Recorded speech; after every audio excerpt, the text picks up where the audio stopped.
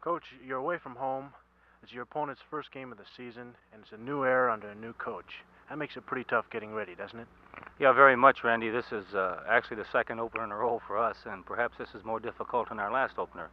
Anytime you're looking at a new football team, of course, seasons are always new, but then when you add to that a new staff with new philosophies and new ideas, and then when you add to that a coach who has not been a head coach before, so there's no way to really get a book on him to know whether he's a gambler or whether he's a percentage football coach, and I guess we all kind of stereotype ourselves as we go along. This has really been an enigma to us, and it's been a very difficult job for us to prepare this week for Virginia Tech.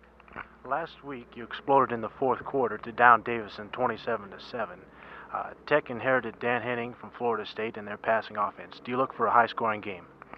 Really, that's just one of those things I said. We really don't know. I think we both have we have the potential to score and to score often. We scored well last year with our offense. Our passing game is much better than it was a year ago. We think that we've got a better weapon there. We've added that to our offense. I must assume that with Dan Henning and his background and the background of the coaches on the staff, and that's all we can really do is assume, we must assume that they're going to run an attack similar to Florida State's, which is a wide open, high-geared, a very potent offense philosophy. And if Dan follows the same path he did at Florida State, they'll throw any place and they'll throw long, and that means that is a possibility of a lot of scores. How about injuries or lineup changes for this week? We have no lineup changes. We have, I guess, the normal bumps and bruises that you always have in a football squad, but we're about as in good a shape as we've been all fall, which is not real good shape, but we wire them together and they play pretty well. We'll be ready to go. There seems to be a weather problem. Is this going to affect the game any at all?